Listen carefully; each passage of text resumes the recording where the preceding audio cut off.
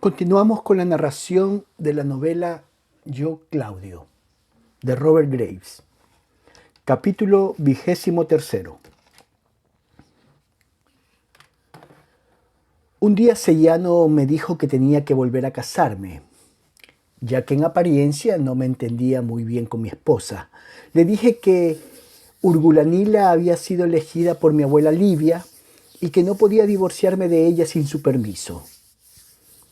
Oh, no, por supuesto que no, me contestó. Eso lo entiendo, pero debes de ser muy desdichado sin esposa. Gracias, le repliqué, me las arreglo bien. Fingió considerar mi respuesta como un chiste. Se rió y me llamó hombre prudente, pero después agregó que si por casualidad me resultaba posible divorciarme de mi esposa, tenía que consultarlo con él. Tenía para mí la mujer adecuada, bien nacida, joven, inteligente. Se lo agradecí, pero me sentí molesto. Antes de salir me dijo, mi amigo Claudio, quiero darte un consejo. Apuesta mañana a los Escarlata en todas las carreras, aunque pierdas un poco de dinero al comienzo. A la larga no saldrás perdiendo y no apuestes a los Verde Puerro. En estos días es un color infortunado. Y no le digas a nadie que yo te lo he aconsejado. Me sentí muy aliviado por el hecho de que Sellano me considerase digno de cultivar mi relación, pero no entendí lo que me había dicho. Sin embargo, en la carrera de cuadrigas del día siguiente, era el Festival de Augusto, Tiberio me vio ocupar mi asiento en el circo y como se encontraba de humor afable, me mandó a buscar y me preguntó, ¿qué haces últimamente, sobrino? Balbuceé que escribía una historia de los antiguos etruscos. ¿De veras? Respondió. Eso habla bien de tu discernimiento. No queda con vida ningún etrusco antiguo que pueda protestar y ningún etrusco moderno a quien eso le importe, de modo que puedes escribir como te plazca. ¿Qué más haces? Escribo una historia de los antiguos cartagineses. Espléndido. ¿Y qué más? No tardes tanto con el tartamudeo, soy un hombre ocupado. En este momento estoy iniciando una historia del país de los tontos. No, no señor. Apostando a los Escarlata. Me lanzó una mirada astuta y me dijo, veo, sobrino, que no eres del todo bobo. ¿Y por qué apuestas a los Escarlata? Me vi en dificultades porque no podía decir que Sellano me lo había aconsejado. Por lo tanto contesté.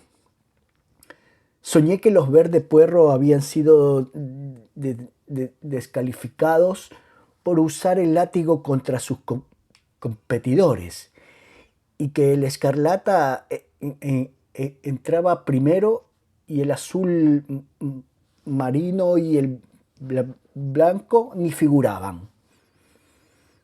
Me entregó una bolsa con dinero y me musitó al oído.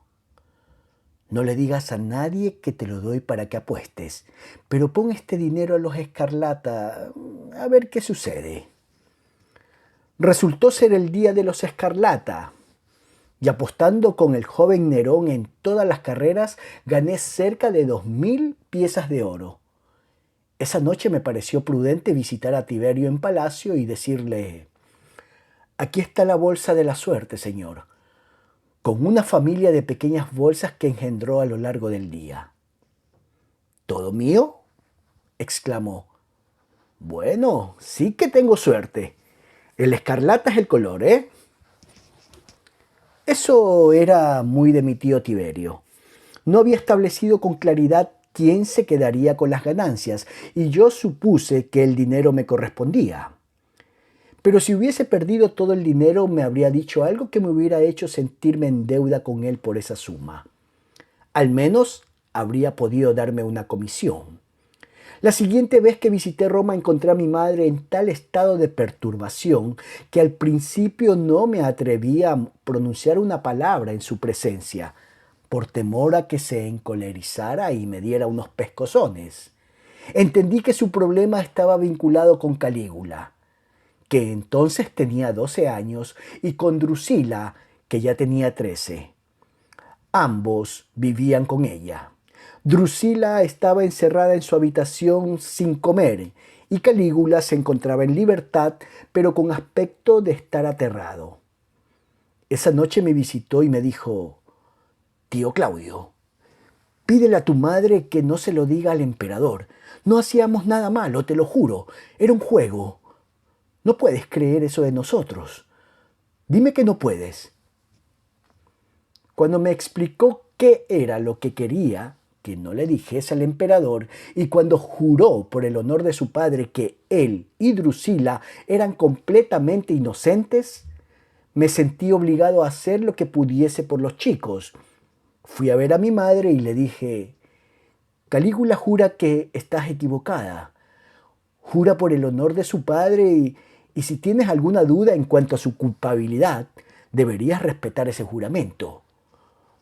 Por mi parte, no puedo creer que un chico de 12 años... Calígula es un monstruo, y Drusila también, y tú eres un idiota. Y yo creo en mis ojos más que en sus juramentos o en tu tontería. Mañana a primera hora iré a hablar con Tiberio. Pero madre, si se lo dices al emperador, no serán ellos los únicos que sufran. Hablemos con franqueza por una vez, y al demonio con los delatores.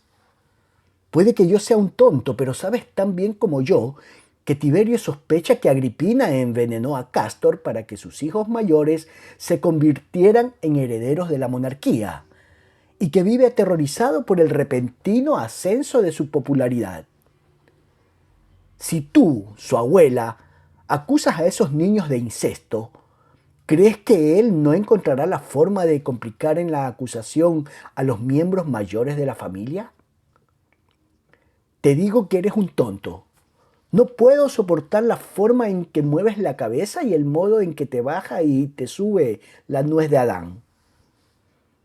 Pero me di cuenta de que la había impresionado y decidí que si me mantenía fuera de su vista durante el resto de mi estancia en Roma, a fin de que mi presencia no le recordase mi consejo, era probable que Tiberio no se enterase del asunto por su boca. Reuní unas cuantas cosas y me fui a casa de mi cuñado Plaucio a pedirle que me alojara. Ahora Plaucio estaba bastante adelantado en su carrera y dentro de 4 años sería cónsul. Ya hacía rato que había terminado la cena cuando yo llegué y él estaba leyendo unos documentos legales en su estudio. Su esposa se había acostado, me dijo. Le pregunté: «¿Cómo está?». Parecía un tanto preocupada la última vez que la vi. Río. «Pero pedazo de idiota, ¿no estás enterado? Me divorcié de Numantina hace un mes o más. Cuando hablé de mi esposa me refería a la nueva, Apronia, hija del hombre que le dio a Tacfarinas una tunda recientemente». Me disculpé y dije que según parecía tenía que ofrecer además mis felicitaciones. «Pero, ¿por qué te divorciaste de Numantina? Creí que te llevabas muy bien con ella». «En efecto, pero para decirte la verdad, últimamente me he visto en un aprieto con las deudas. Hace unos años tuve mala suerte como magistrado subalterno. Ya sabes cuánto se espera que gaste uno de su bolsillo en los juegos. Bien, para empezar, gasté más de lo que podía permitirme y además tuve muy mala suerte, si te acuerdas. En 2 ocasiones se cometió un error de procedimiento a mitad de los juegos y tuve que comenzarlo al día siguiente. La primera vez fue por mi culpa. Utilicé una forma de oración que había sido alterada por un reglamento 2 años antes. Después un trompetero que tocaba una larga llamada no aspiró bastante profundamente. Se interrumpió y eso bastó para liquidar el asunto por segunda vez. De modo que tuve que pagar a los conductores de cuadrigas y a los espadachines 3 veces. Desde entonces no he podido liquidar las deudas. Al cabo me vi obligado a hacer algo, porque mis acreedores se estaban poniendo molestos. La dote de Numantina se había terminado mucho tiempo antes, pero conseguí arreglar las cosas con su tío. Él la ha aceptado sin la devolución de la dote, a condición de que le permita adoptar a nuestro hijo menor. Quiere un heredero y si se ha encariñado con el chico, y Apronia es muy rica, de manera que ahora estoy bien. Claro que a Numantina no le gustó abandonarme.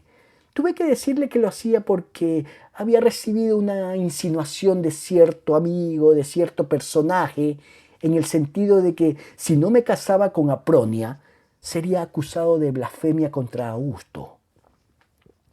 El otro día uno de mis esclavos tropezó y dejó caer un tazón de alabastro, lleno de vino, en mitad del vestíbulo.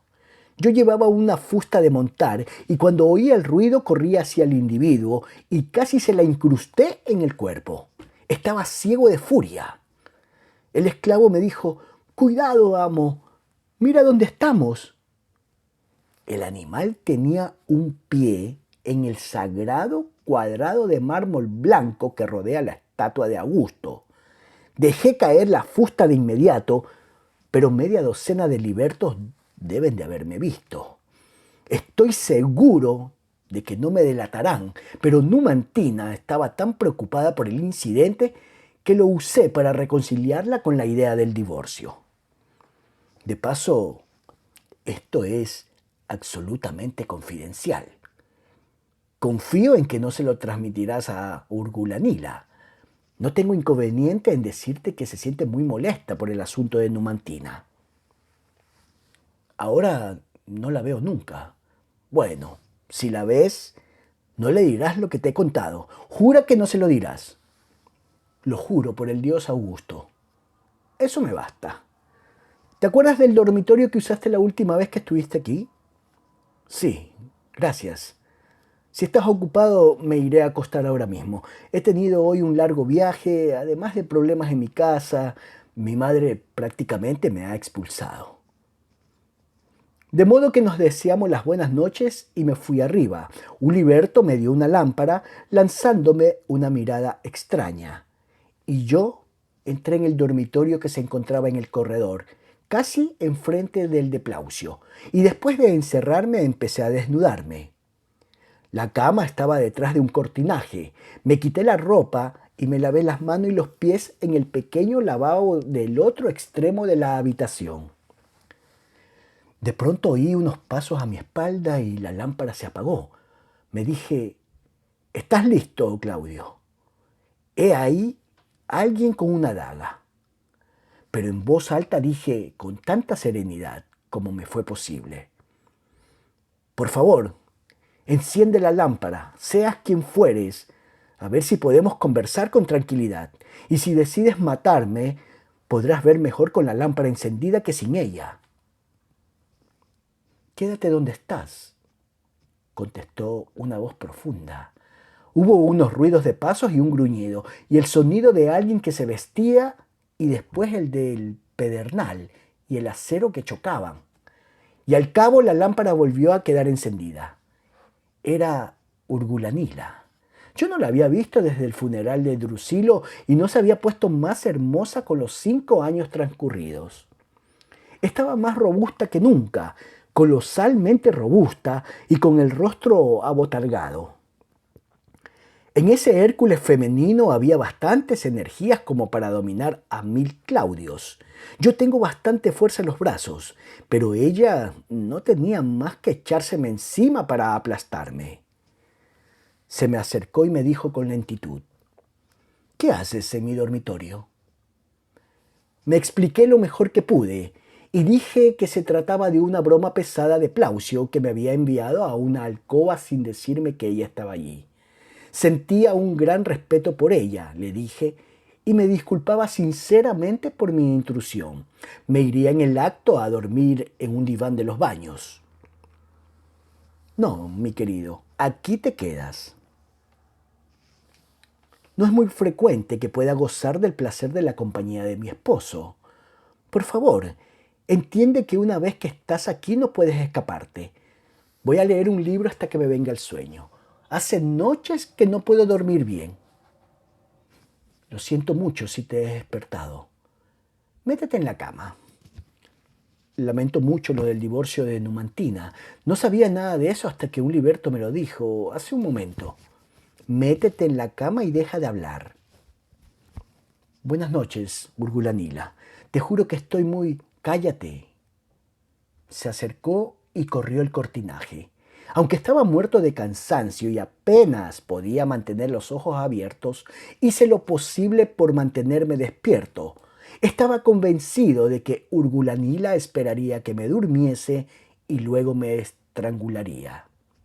Entretanto leía en voz alta y lentamente de un libro aburridísimo una historia de amor griega del tipo más estúpido, haciendo crujir las páginas y deletreando cada sílaba en un ronco susurro.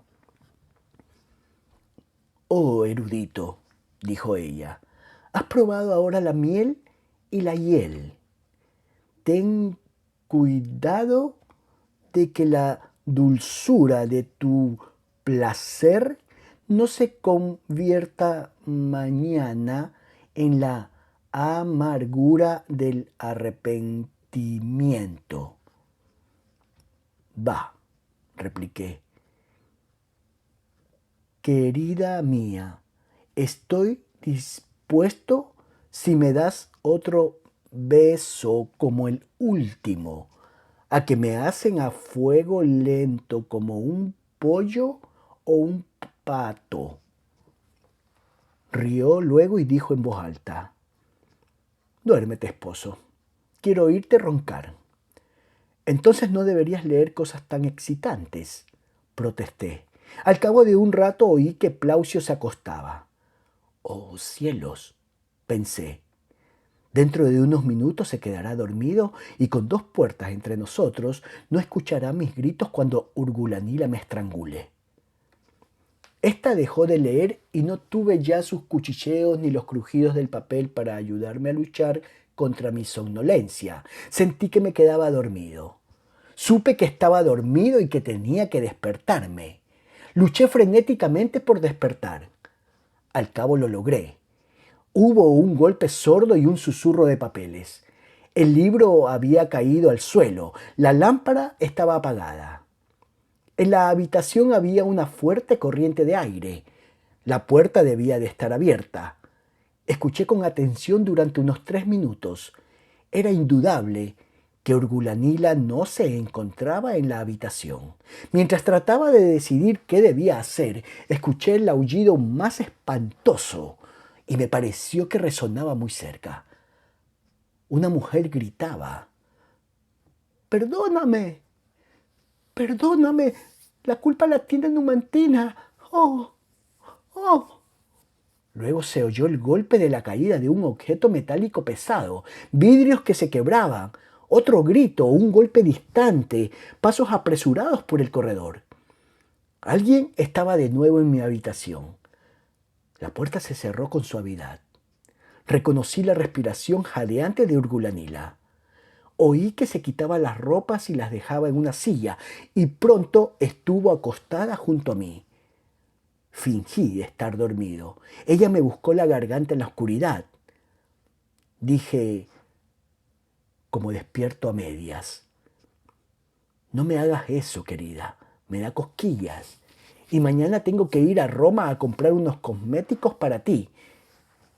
Luego, con voz de estar más despierto: «Ah, Urgulanila, ¿eres tú? ¿Qué es todo ese ruido? ¿Qué hora es? ¿Hace mucho que duermo?». «No sé», respondió ella. «Debo de haber estado durmiendo 3 horas. Falta muy poco para el alba. Parece que ha sucedido algo espantoso. Vamos a ver». Nos levantamos y nos vestimos deprisa y abrimos la puerta. Plaucio, desnudo, salvo por una colcha envuelta apresuradamente en torno al cuerpo, estaba en el centro de un excitado grupo provisto de antorchas. Parecía frenético y decía constantemente: «Yo no lo hice. Estaba dormido. Sentí que me la arrancaban de entre los brazos y la llevaban por el aire pidiendo auxilio. Luego un golpe de algo que cae y otro ruido, y pasó por la ventana. Estaba oscurísimo. Ella gritó: «Perdóname, la culpa la tiene Numantina». «Díselo a los jueces», dijo el hermano de Apronia acercándose a grandes zancadas, «a ver si ellos te creen. La has matado. Tiene el cráneo hundido». «Yo no fui», dijo Plaucio. «¿Cómo habría podido hacerlo? Estaba dormido. Fue obra de brujería. Numantina es una bruja». Al alba, el padre de Apronia lo llevó ante el emperador. Tiberio lo interrogó con severidad. Dijo que mientras dormía ella se había arrancado de entre sus brazos y saltado a través de la habitación, chillando, para lanzarse por la ventana al patio de abajo. Tiberio hizo que Plaucio lo acompañara a la escena del asesinato. Lo primero que vio en el dormitorio fue su propio regalo de bodas a Plaucio, un hermoso candelabro egipcio, de bronce y oro, tomado de la tumba de una reina que ahora se encontraba en el suelo, roto. Levantó la vista y vio que había sido arrancado del cielo raso. Dijo: «Ella se aferró a eso y lo quebró. Alguien la llevaba a hombros hacia la ventana. Y mira qué alto está el agujero en la ventana. La tiraron, no saltó». «Fue brujería», dijo Plaucio.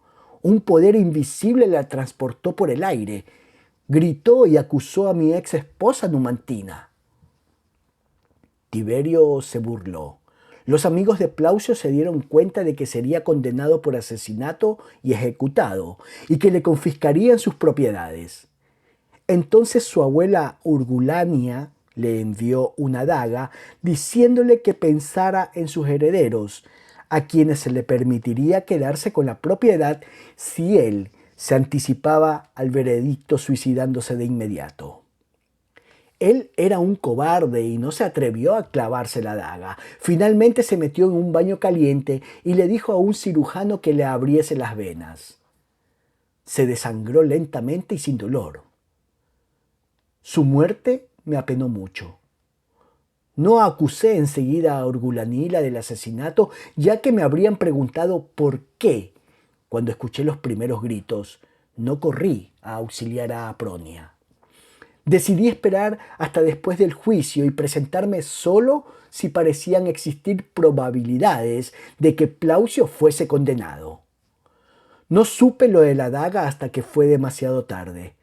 Me consolé con el pensamiento de que había tratado a Numantina con suma crueldad y que además de eso fue un mal amigo para mí. Para vindicar el recuerdo de Plaucio, un hermano presentó contra Numantina la acusación de que había enloquecido a Plaucio con artes de brujería. Pero intervino Tiberio y afirmó estar convencido de que en el momento del crimen, Plaucio se encontraba en plena posesión de sus facultades. Numantina fue absuelta. Urgulanila y yo no volvimos a intercambiar palabra. Pero un mes más tarde, Sellano me hizo una visita por sorpresa, una vez que pasaba por Capua. Se encontraba en compañía de Tiberio, rumbo a Capri, una isla cercana a Nápoles, donde Tiberio poseía 12 casas de campo y a donde iba con frecuencia para divertirse. Sellano me dijo: «Ahora podrás divorciarte de Urgulanila. Dentro de 5 meses tendrá un hijo, según me han informado mis agentes. Tienes que agradecerme eso. Conozco la obsesión de Urgulanila respecto de Numantina. Yo conocí por casualidad a un joven esclavo, un griego, que podría ser el hermano gemelo de Numantina. Se lo regalé a Urgulanila y ella se enamoró de él en el acto. Se llama Boter. ¿Y qué otra cosa podía hacer yo, aparte de agradecérselo? ¿Y quién será mi nueva esposa? ¿Recuerdas nuestra conversación? Bueno, la mujer que tengo para ti es mi hermana adoptiva, Elia. Tú la conoces, por supuesto». La conocía, pero oculté mi desilusión y solo pregunté si una persona tan joven, hermosa e inteligente se conformaría con casarse con un tonto viejo, cojo, enfermo y tartamudo como yo. Oh, respondió con brutalidad, no le importará. Se casará con el sobrino de Tiberio y el tío de Nerón, y eso es lo que quiere. No te imagines que está enamorada de ti. Quizás se avenga a tener un hijo contigo por el linaje, pero en cuanto a sentimientos, en rigor, aparte del honor de convertirme en tu cuñado, tanto daría que no me divorciara de Urgulanila, ya que eso no mejorará en nada mi vida, ¿verdad? Oh, ya te las arreglarás. Él rió. Aquí no haces una vida muy solitaria, según veo por el aspecto de la habitación. Seguro que por ahí anda una hermosa mujer.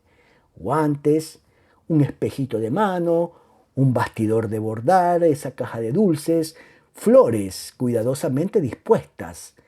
Es probable que tenga sus propios amigos, aunque no quiero meterme en sus asuntos. Está bien, dije, lo haré. No pareces estar muy agradecido. No se trata de ingratitud. Te has tomado grandes molestias por mí y no sé cómo agradecértelo.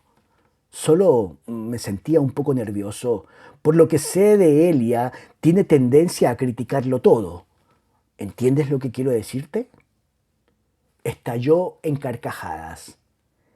Tiene una lengua afilada como un cuchillo, pero sin duda ya estarás acostumbrado a que te regañen. Tu madre te debe de haber acostumbrado, ¿no es así? Todavía tengo la piel un poco sensible, respondí, en algunas partes. Bueno, no puedo quedarme más tiempo, mi querido Claudio. Tiberio se estará preguntando dónde me he metido. ¿Estamos de acuerdo? Sí. Y te quedo muy agradecido. Oh, de paso, fue Urgulanila, ¿no es cierto? Quien mató a la pobre Apronia. Yo esperaba una tragedia y no me sorprendió. Urgulanila había recibido una carta de Numantina pidiéndole que la vengase. Tienes que saber que no fue Numantina quien escribió la carta. No sé nada. En ese momento dormía. Como Plaucio, más profundamente aún que él. Eres un tipo sensato. Bien. Adiós, Claudio. Adiós, Helio Sellano. Se alejó. Me divorcié de Urgulanila después de escribirle a mi madre pidiéndole permiso. Livia escribió que el niño debía ser abandonado en cuanto naciera. Ese era su deseo y el de Urgulanila. Envié a un liberto digno de confianza a ver a Urgulanila en Herculano para informarle de las órdenes que se me habían dado, advirtiéndole que si quería que el niño viviera, tenía que cambiarlo, apenas naciera, por uno muerto. Advirtiéndole que si quería que el niño viviera, tenía que cambiarlo en cuanto naciera por uno muerto. Yo necesitaba presentar algún niño, siempre que no hubiese muerto hacía mucho tiempo. De modo que el niño fue salvado de ese modo y más tarde Urgulanila lo recuperó de manos de sus padres adoptivos, de los que había obtenido el niño muerto. No sé qué fue de Water, pero su hijo, que era una niña, creció y se convirtió en la imagen viviente de Numantina, según me dicen. Urgulanila murió hace muchos años. Cuando murió, tuvieron que derribar una pared para sacar de la casa su enorme cadáver. Y era un cuerpo macizo. No había nada hinchado en él. En su testamento me rindió un curioso tributo. No me importa lo que diga la gente, pero Claudio no es un tonto. Me dejó una colección de joyas griegas, unos bordados persas y su retrato de Numantina. Capítulo 24. Ahora Tiberio y Livia no se reunían nunca. Esta lo había ofendido al dedicar una estatua a Augusto en nombre de ambos, poniendo primero el suyo propio. Él se vengó haciendo lo único que ella ni siquiera podía fingir que perdonaba. Cuando fueron a verlo embajadores de España para pedirle que les permitiese erigir un templo consagrado a él y a su madre, se negó en nombre de los dos. Le dijo al Senado que en un momento de debilidad había permitido la dedicación en Asia de un templo al Senado y a su jefe, es decir, él mismo, como símbolo del gobierno paternal de Roma. El nombre de su madre también aparecía en la inscripción dedicatoria como suma sacerdotisa del culto de Augusto. Pero aceptar su deificación y la de su madre habría sido llevar las cosas demasiado lejos. Por mi parte, señores, el hecho de que sea un hombre mortal, de que esté atado por ligaduras de naturaleza humana y de que cumpla a satisfacción nuestras principales funciones, si las cumplo, me es suficiente. Lo prometo solemnemente. Así quiero que me recuerde la posteridad. Si la posteridad cree que he sido digno de mis antepasados, cuidadoso de vuestros intereses, impávido ante los peligros y en defensa de los intereses comunes, valiente ante los enemigos personales, ello será bastante para recordarme.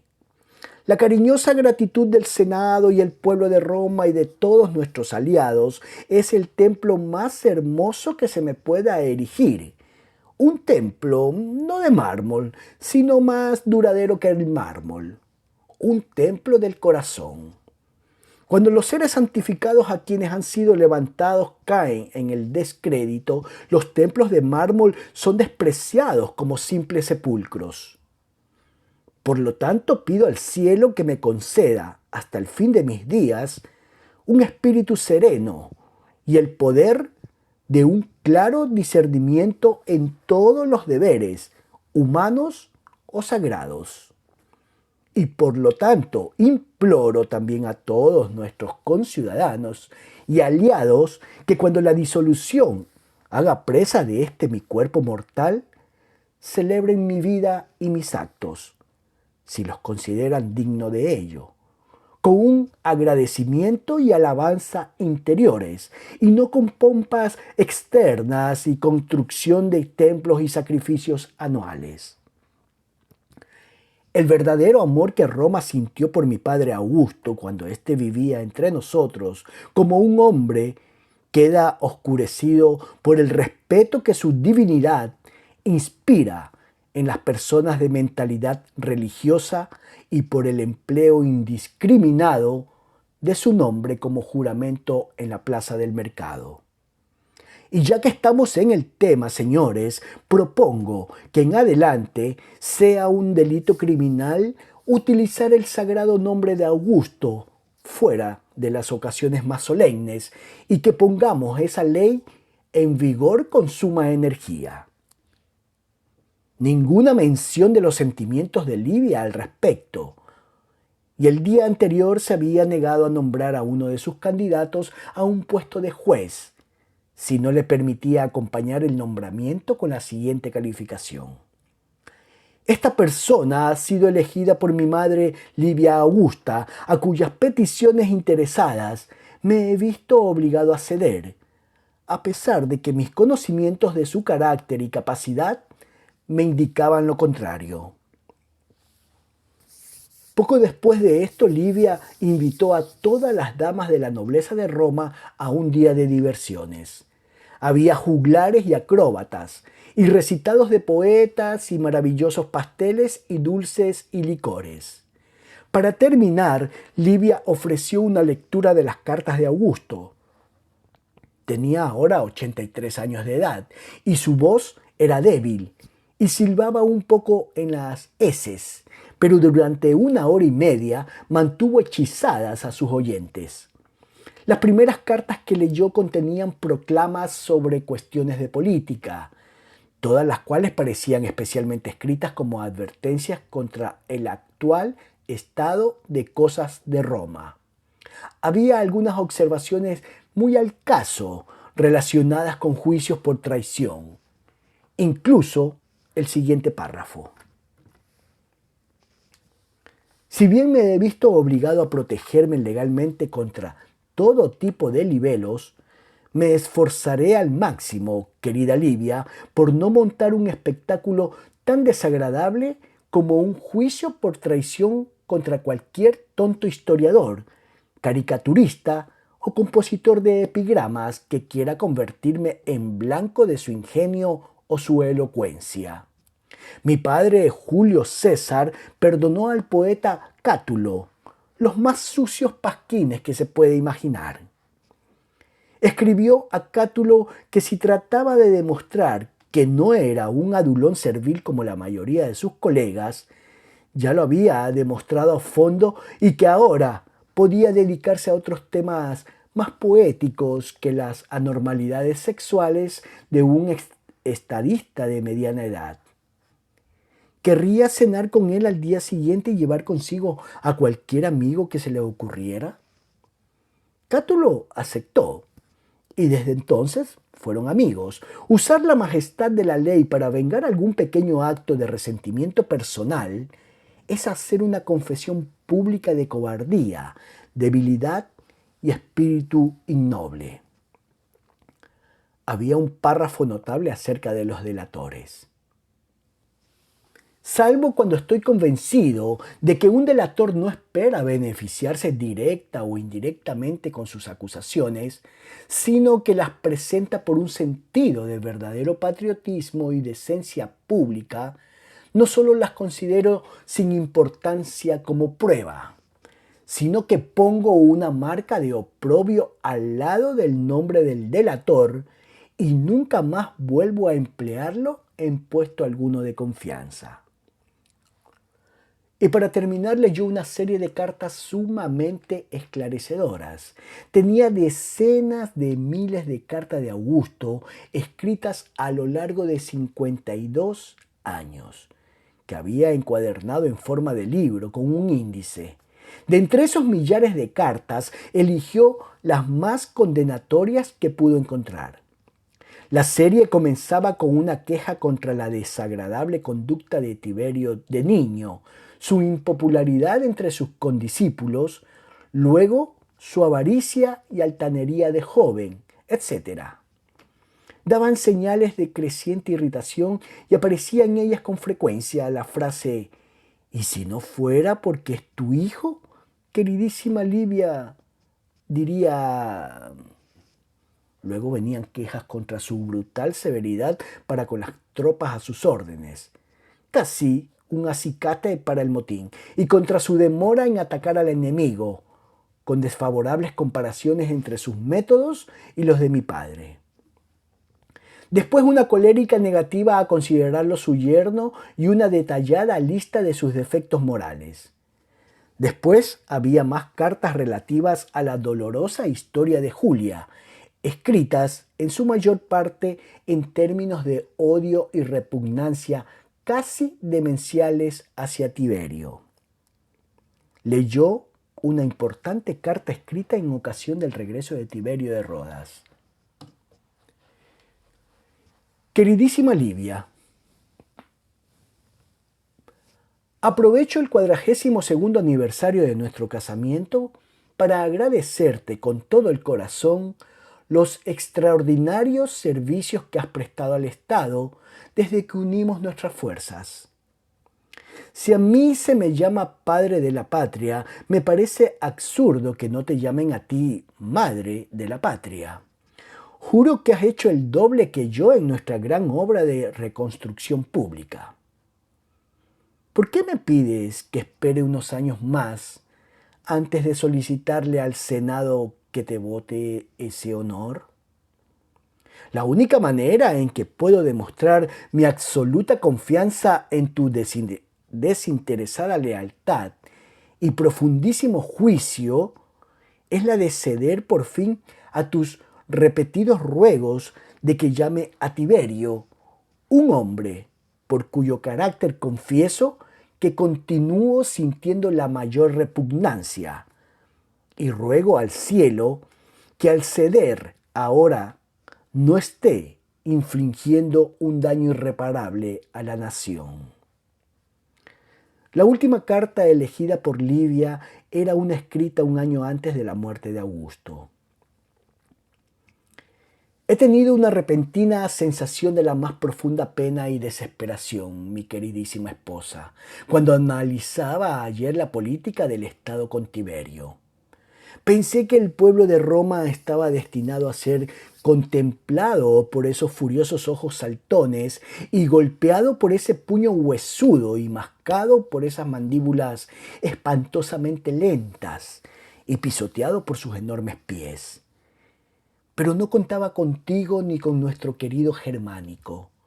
Si no creyese que cuando yo muera, él será orientado por ti en todos los asuntos de Estado y por el ejemplo de Germánico en una semblanza, por lo menos, de vida decente, juro que ahora mismo lo desheredaría y pediría al Senado que le anulase todos los títulos de honor. Ese hombre es un animal y necesita guardianes. Cuando terminó de leer se puso de pie y dijo: «Quizás, señoras, será mejor que no digáis nada a vuestros respectivos esposos en cuanto a estas singulares cartas. En rigor no me di cuenta cuando empecé a leer de los singulares que eran. No os pido esto por mí, sino por el imperio». Tiberio se enteró de todo por Seyano, en el momento en que estaba a punto de ocupar su puesto en el Senado, y se sintió abrumado de vergüenza, ira y alarma.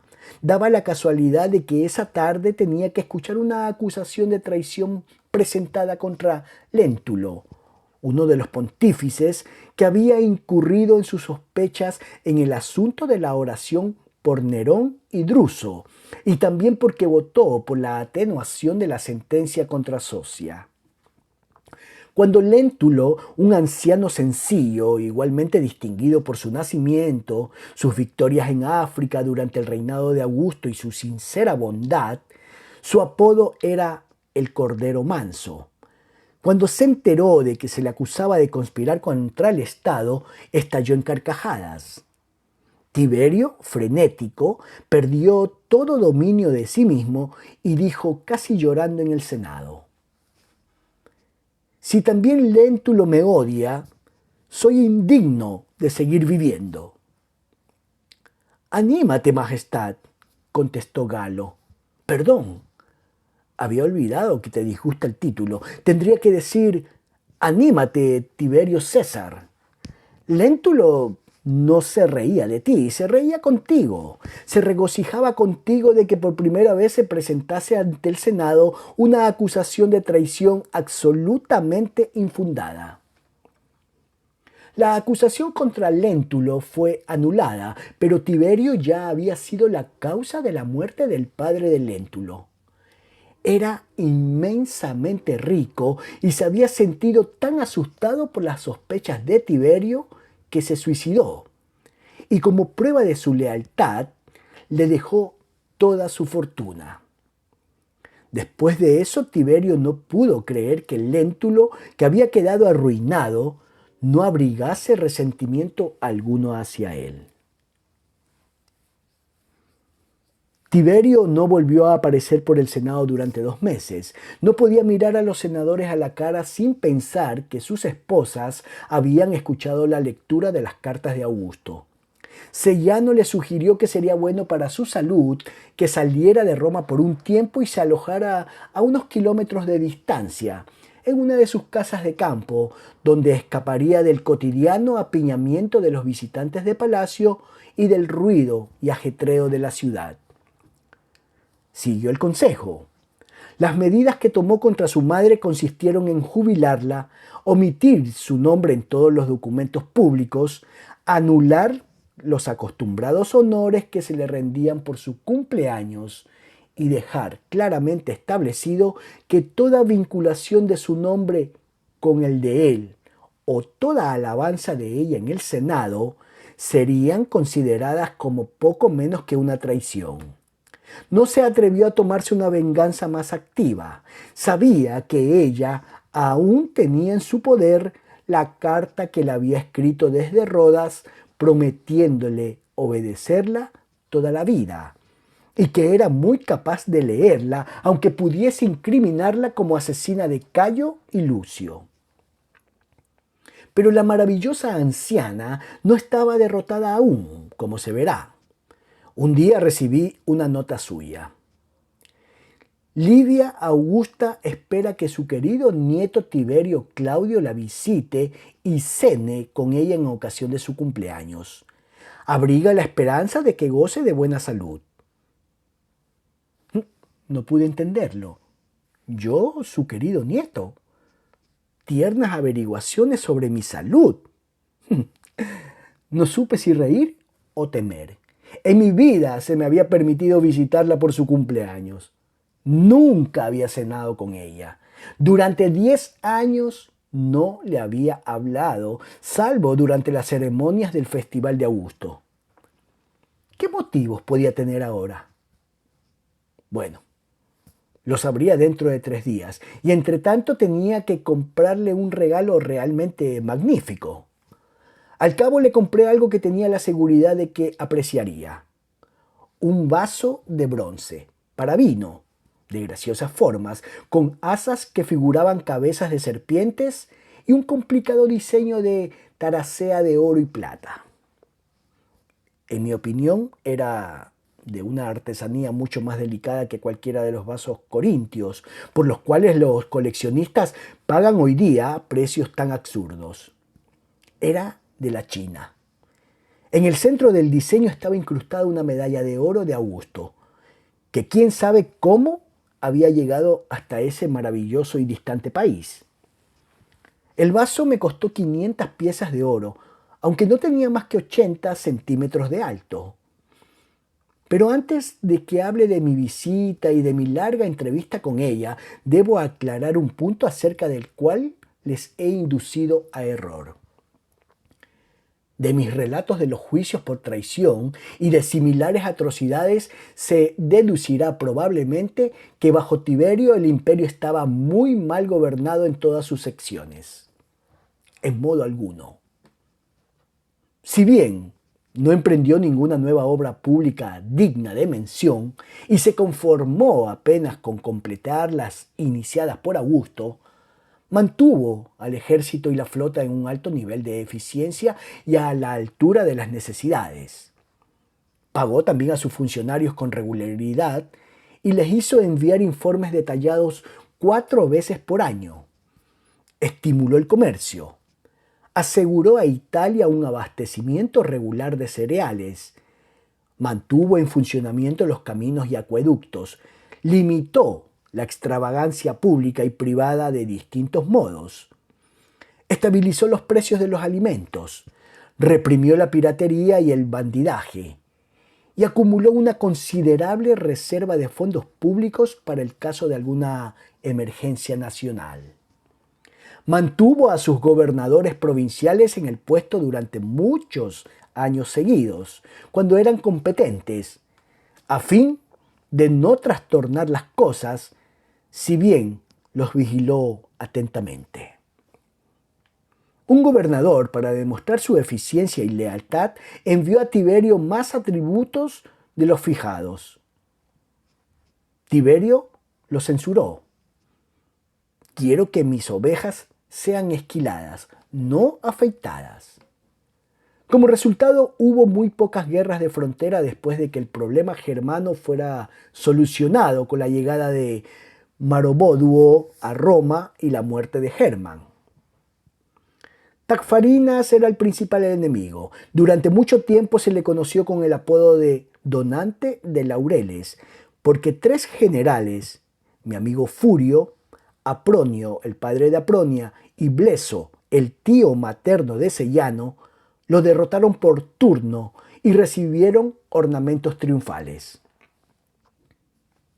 Bleso, que dispersó el ejército de Tacfarinas y capturó a su hermano, recibió el extraordinario honor de ser nombrado mariscal de campo, honor que por lo general se reservaba para los miembros de la familia imperial.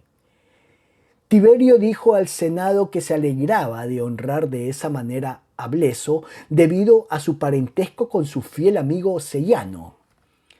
Y cuando 3 años después, un cuarto general, Dolabella, puso fin a la guerra africana que había vuelto a estallar con fuerzas redobladas, al derrotar y matar a Tacfarinas, solo se le concedieron ornamentos triunfales. No sea que los laureles de Bleso, tío de mi fiel amigo Sellano, pierdan su brillo.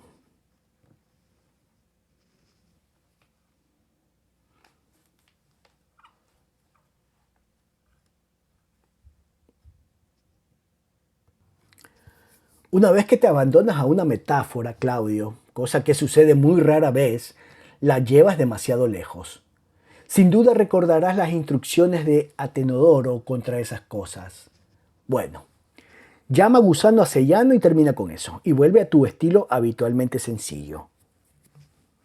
Sellano decidió utilizar la sensación de vergüenza de Tiberio como medio para mantenerlo alejado de la ciudad mucho tiempo más de 2 meses. Instó a uno de sus oficiales de la guardia a acusar a un célebre gracioso llamado Montano de injuriar la personalidad de Tiberio. Si bien hasta entonces se había impedido a los acusadores que informasen sobre todo lo que no fuesen los insultos más generales contra Tiberio, como la altanería, crueldad, espíritu dominante, ese soldado se presentó y acusó a Montano de libelos del tipo más especial y sustancial. Sellano cuidó de que los libelos fuesen tan veraces como repugnantes, aunque Montano, que no poseía el conocimiento de Sellano acerca de lo que sucedía en palacio, no había dicho nada de eso. El testigo, que era el mejor instructor de la guardia, repitió las supuestas obscenidades de Montano a voz en cuello, sin omitir las frases ni palabras más obscenas, y negándose a permitir que lo hiciesen callar las escandalizadas protestas de los senadores. «He jurado decir toda la verdad», rugió, «y por el honor de Tiberio César no omitiré un solo artículo de la repugnante conversación del acusado, escuchada por mí en la fecha mencionada y en las circunstancias antedichas.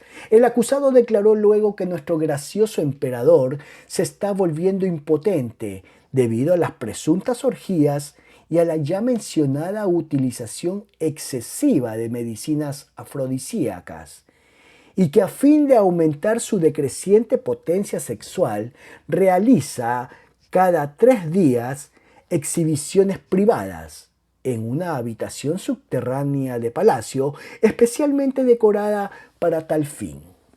El acusado declaró que los ejecutantes de tales exhibiciones, espintrianos se les llama, entran brincando de a 3, completamente desnudos. Siguió en ese estilo durante media hora y Tiberio no se atrevió a interrumpirlo, o quizá deseaba saber cuánto conocía hasta que el testigo dijo una cosa de más. No interesa cuál. Tiberio, perdiendo los estribos, se puso de pie de un salto, con el rostro escarlata, y declaró que inmediatamente levantaría esos monstruosos cargos o establecería una investigación judicial. Sellano trató de calmarlo, pero Tiberio permaneció de pie, mirando furiosamente en torno hasta que Galo se levantó y le recordó que el acusado era Montano y no él, que su moral personal estaba más allá de toda sospecha y que si la noticia de semejante investigación llegaba a las provincias de frontera y a los estados aliados, se la entendería mal. Poco después Tiberio fue advertido por Trásilo, no sé si esto se convino con Sellano, de que pronto saldría de la ciudad y de que volver a entrar significaría su muerte. Tiberio le dijo a Sellano que se trasladaría a Capri y dejaría que él se ocupase de los asuntos de Roma.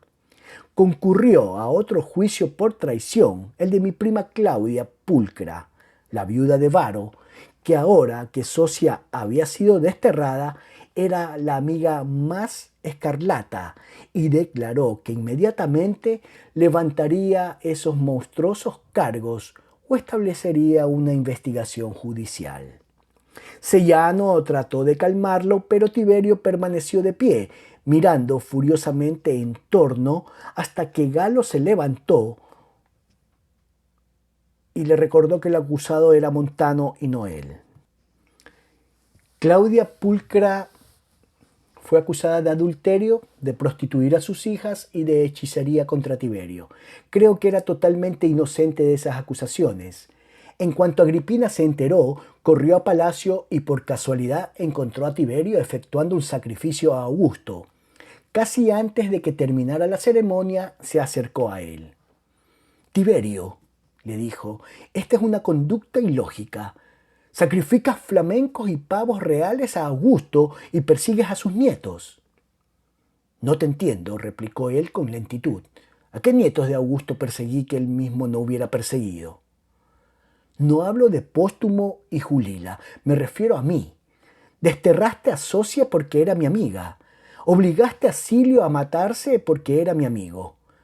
Y a Calpurnio porque era mi amigo. Y ahora mi querida Pulcra también está condenada, aunque su único delito es su tonto cariño por mí. La gente comienza a esquivarme, dice que traigo mala suerte. Tiberio la tomó de los hombros y dijo una vez más, ¿y si tú no eres reina, querida, crees que has sido agraviada? Pulcra fue condenada y ejecutada. El fiscal de la corona era un hombre llamado Afer, a quien se eligió por su elocuencia. Unos días después, Agripina lo vio a la salida del teatro. Parecía avergonzado y trató de no mirarla. Ella se le acercó y le dijo, «No hay motivos para que te ocultes de mí, Afer». Luego citó a Homero, pero con alteraciones para que concordase con los hechos. La tranquilizadora respuesta de Aquiles a los turbados heraldos que le llevaron un humillante mensaje de Agamenón.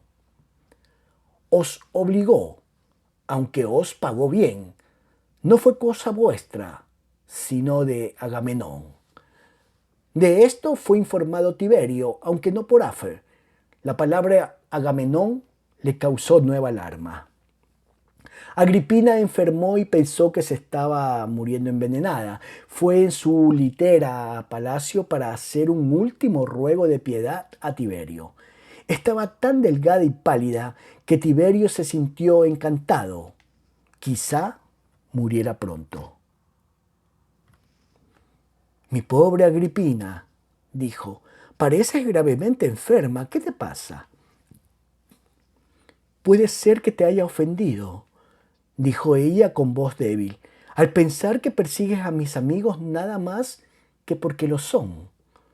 Puede que sea poco afortunada sospechar que conspiro contra ti. Estoy segura de que crees que tengo malos sentimientos hacia ti solo porque tengo un aspecto tan desdichado. ¿Quién es el hombre con el cual quieres casarte? Un hombre bueno, generoso, carente de ambiciones, de edad más que mediana, y uno de tus ministros más leales. ¿Cómo se llama? Galo. Dice que está dispuesto a casarse conmigo en el acto». Tiberio giró sobre sus talones y salió de la habitación sin pronunciar una palabra más. Unos días después la invitó a un banquete.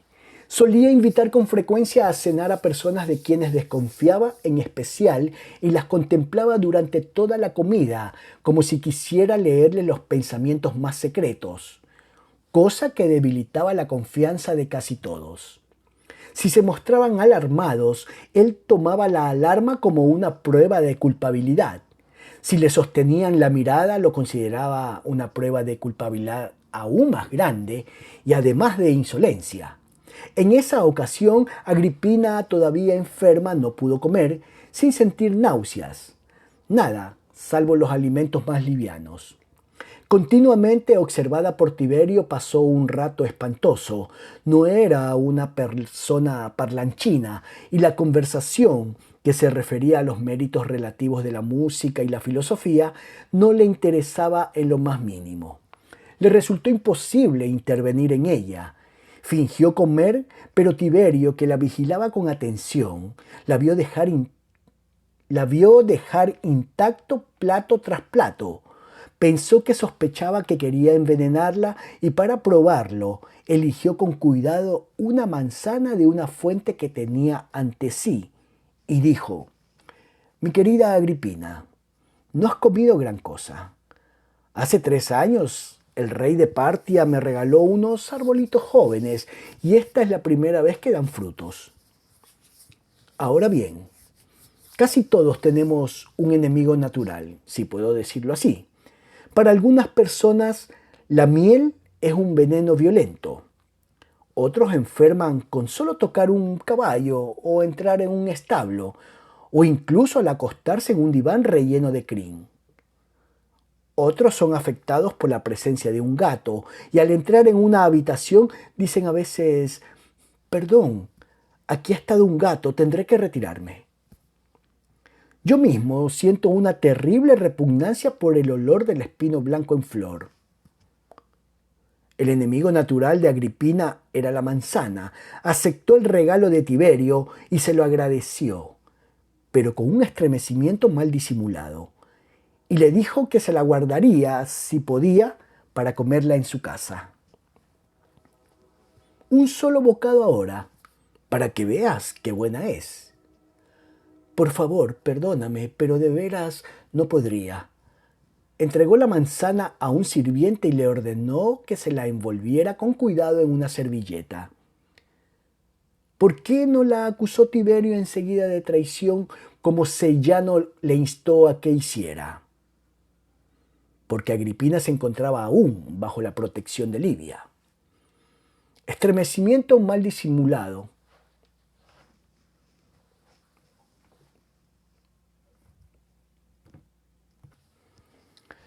Capítulo 25.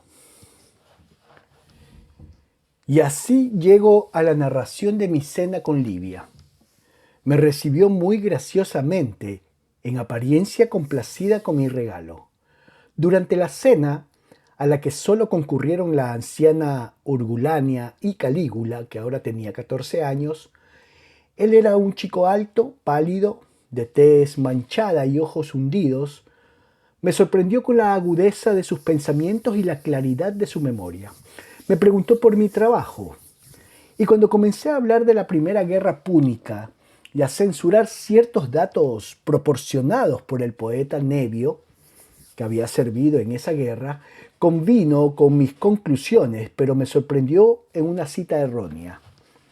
Dijo: Ahora me estarás agradecido, ¿no es cierto, nieto?, por no dejarte escribir la biografía de tu padre. ¿Piensas que estarías cenando hoy aquí conmigo si yo no hubiese intervenido? Cada vez que el esclavo me llenaba la copa, yo la bebía de un trago y después de beberme 10 o 12 me sentía como un león.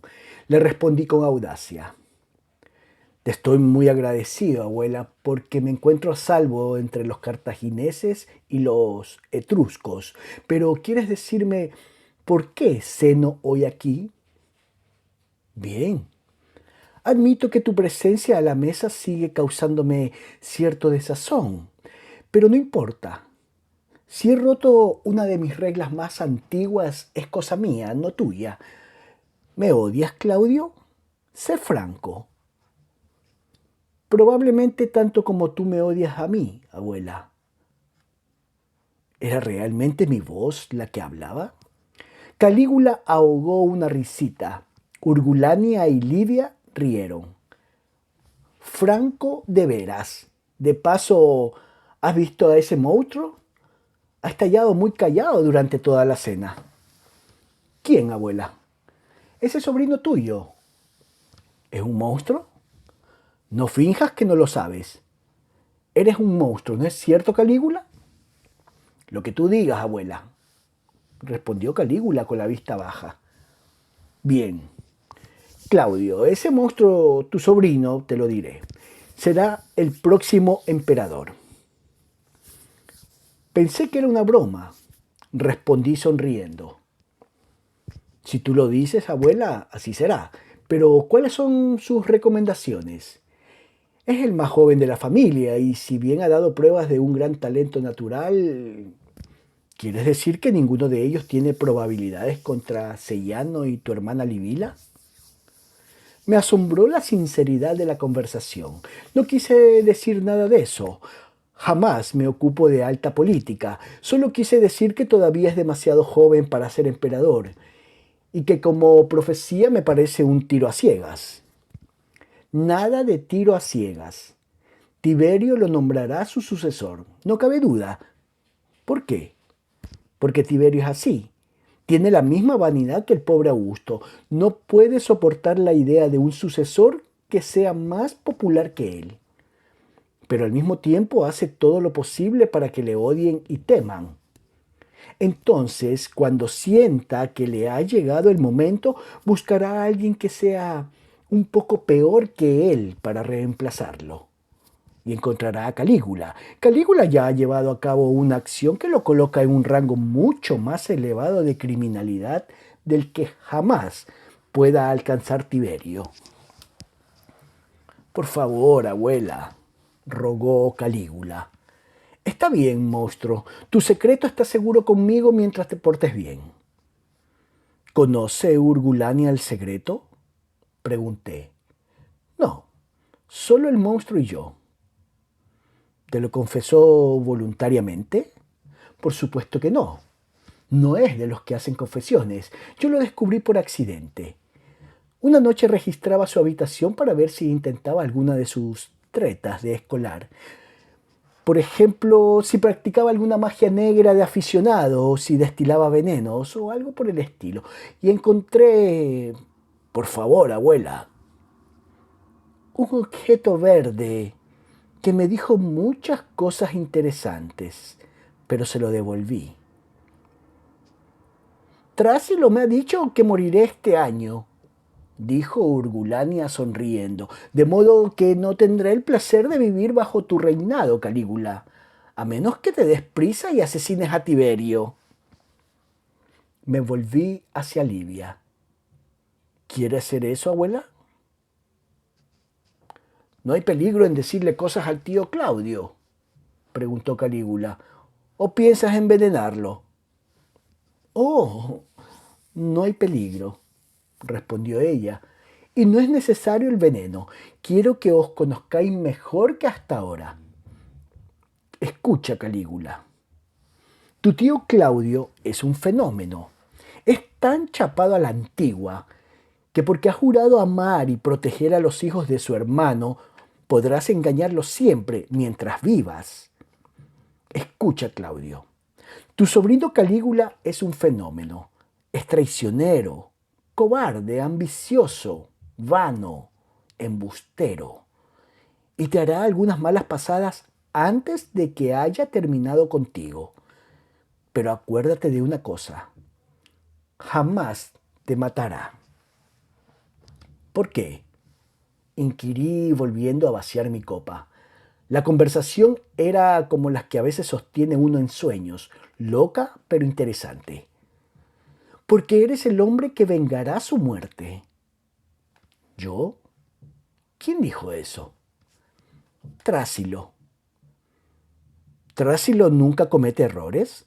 No, nunca. Calígula será asesinado y tú vengarás su muerte. Se hizo de pronto un torvo silencio que continuó hasta los postres, momento en que Livia dijo: Ven, Claudio, el resto de nuestra conversación será en privado. Los otros dos se pusieron en pie y nos dejaron solos. Me pareció una conversación muy extraña, abuela, dije. ¿Tuve yo la culpa? ¿He bebido demasiado? Quiero decir, hoy en día hay ciertos chistes que no son convenientes. Fueron unas bromas un tanto peligrosas. Espero que los criados... Oh, no, son sordomudos.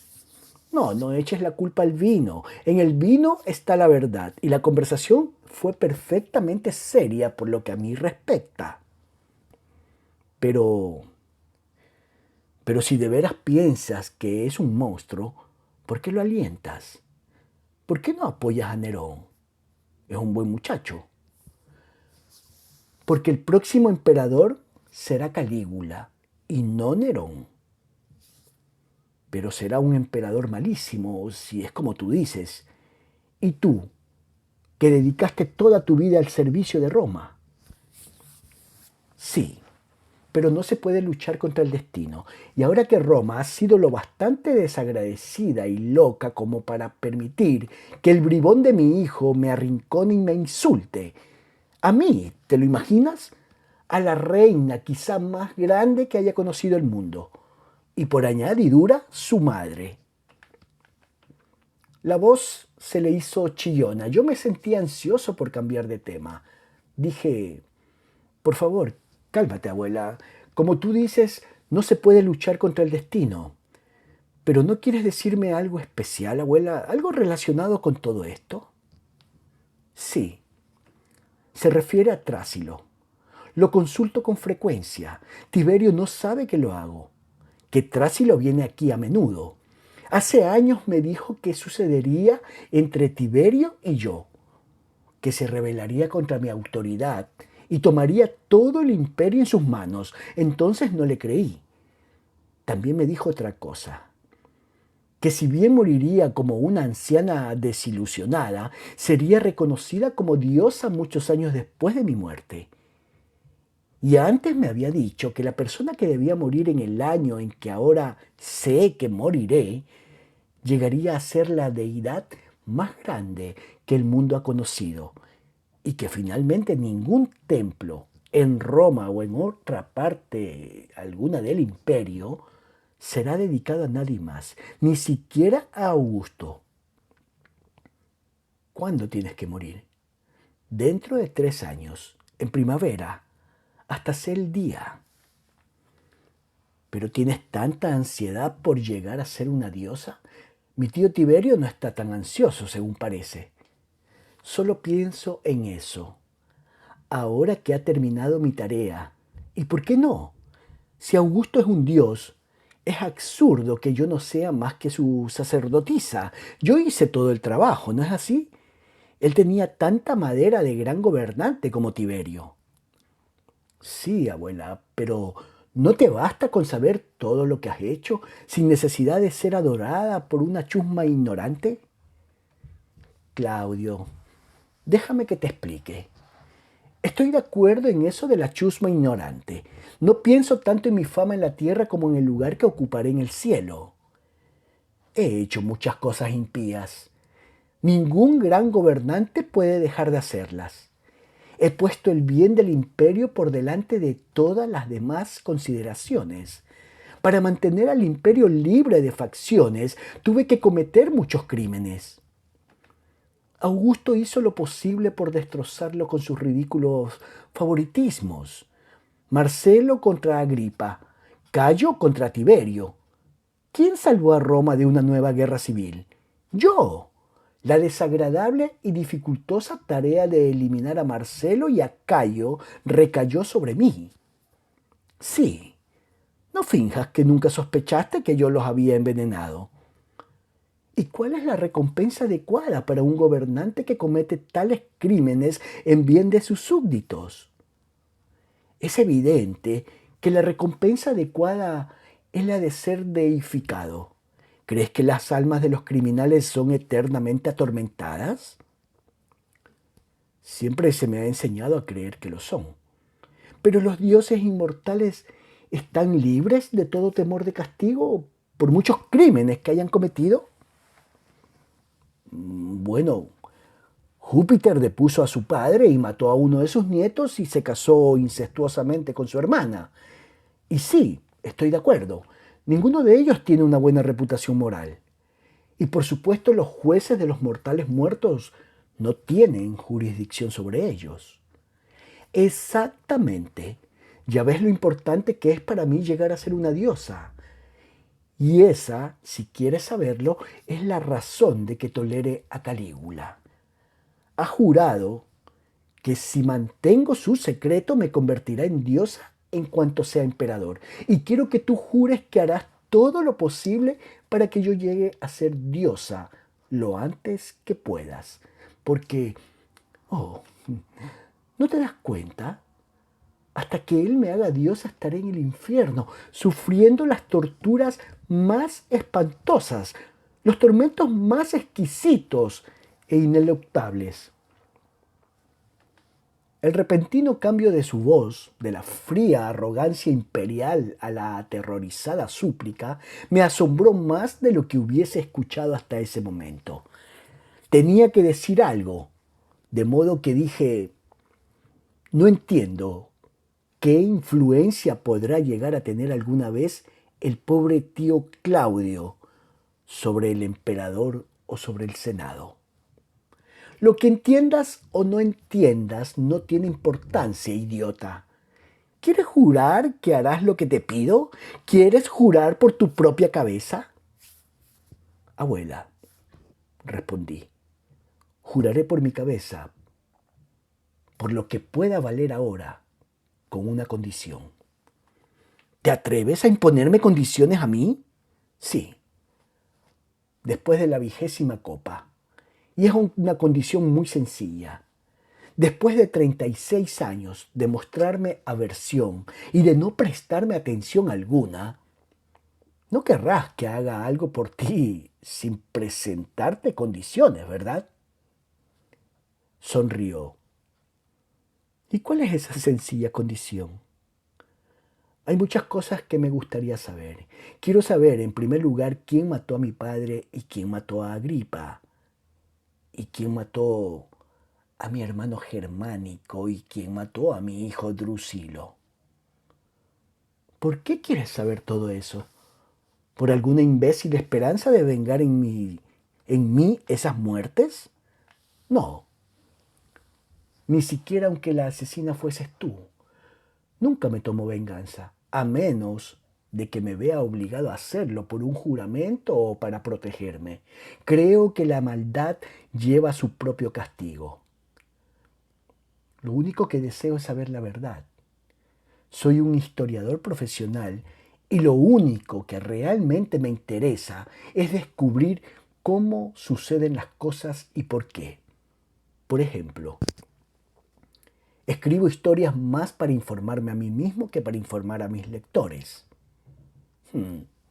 Veo que el viejo Atenodoro ha ejercido una gran influencia sobre ti. Fue bondadoso conmigo y yo se lo agradecí, de modo que me convertí en un estoico.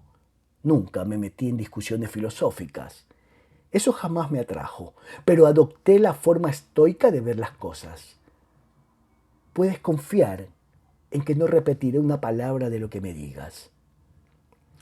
La convencí de que hablaba en serio y así durante 4 horas o más le formulé las preguntas más penetrantes y contestó a cada una de las preguntas inevasivas con tanta serenidad como si hubiese sido un administrador de campo relatando al dueño de visita las bajas habidas entre los animales. Sí, envenenó a mi abuelo. No envenenó a mi padre, a pesar de las sospechas de Tiberio. Murió de gangrena natural. Sí, envenenó a Augusto untando de veneno los higos cuando estaban aún en el árbol. Y me contó toda la historia de Julia, tal como la he narrado, y toda la historia de Póstumo pude confirmar los detalles. Y sí, había envenenado a Agripa y a Lucio, así como a Marcelo y a Cayo. Y sí, interceptó mis cartas a Germánico, pero no lo envenenó. Lo hizo Plancina por su propia iniciativa, aunque lo había condenado a muerte lo mismo que condenó a mi padre, y por el mismo motivo. ¿Qué motivo, abuela? Estaba decidido a restablecer la República. No me entiendas mal. No en una forma que violara su juramento de fidelidad a Tiberio, aunque ello significara eliminarme a mí.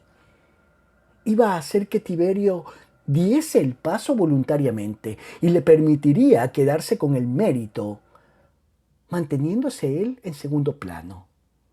Casi llegó a convencerlo. Ya sabes cuán cobarde es Tiberio. Tuve que trabajar duro y falsificar algunos documentos y decir un montón de mentiras para impedir que Tiberio pusiese en ridículo a Sellano. Ese republicanismo es una mancha persistente en sí misma. Incluso tuve que llegar a un entendimiento con la familia. Tu abuelo la tenía. Yo también la tengo. ¿Todavía? Es curioso. Nerón también la tiene, según creo. No le traerá mucha suerte. Y es inútil discutir con ustedes, los republicanos. Se niegan a entender que no es posible reintroducir el gobierno republicano en esta etapa. Lo mismo que no se puede volver a imponer a esposas y maridos modernos los sentimientos primitivos de castidad. Es como tratar de introducir de nuevo la sombra en el reloj de sol. Imposible. Confesó que había hecho estrangular a Drusilo. Me dijo cuán cerca estuve yo de la muerte cuando escribí a Germánico la primera carta sobre Póstumo. El único motivo por el que me perdonó la vida fue el de que existía la posibilidad de que le escribiese dándole informaciones sobre el paradero de Póstumo. Lo más interesante fue el relato que me hizo sobre sus métodos de envenenamiento. Le hice la pregunta de Póstumo si prefería los venenos lentos a los rápidos y me contestó, sin la menor turbación, que prefería dosis repetidas de venenos lentos e insulsos, que crean un efecto de consunción. Le pregunté cómo había logrado ocultar las huellas tan bien y cómo se las arreglaba para atacar desde lejos, porque Cayo había sido asesinado en Asia Menor y Lucio en Marsella. Me recordó que nunca había planeado un asesinato que pudiera ser visto como directa e inmediatamente beneficioso para ella. Por ejemplo, no había asesinado a mi abuelo hasta un tiempo después de divorciarse de él, ni envenenó a ninguna de sus rivales femeninas, Octavia, Julia o Escribonia. Sus víctimas eran en su mayoría personas con cuya eliminación sus hijos o nietos se acercaban más a la sucesión. Urgulania había sido su única confidente y era tan discreta, hábil y abnegada que no solo era improbable que alguna vez se descubrieran los crímenes que habían planeado juntas, sino que, aun en el caso de que fueran descubiertos, nunca le serían achacados a ella. Las confesiones anuales que se hacían a Urgulania en preparación del Festival de la Buena Diosa habían sido un medio útil para eliminar a varias personas que se interponían en sus planes. Esto me lo explicó con detalle. A veces sucedía que no solo se confesaba un adulterio, sino también un incesto con un hermano o hijo. Urgulania declaraba entonces que la única penitencia posible consistía en la muerte del hombre. La mujer suplicaba entonces, ¿no existía ninguna otra penitencia? Urgulania contestaba que había quizás una alternativa que la diosa podía permitir. La mujer podía purificarse ayudando a la diosa en su venganza con la ayuda del hombre que había causado su vergüenza.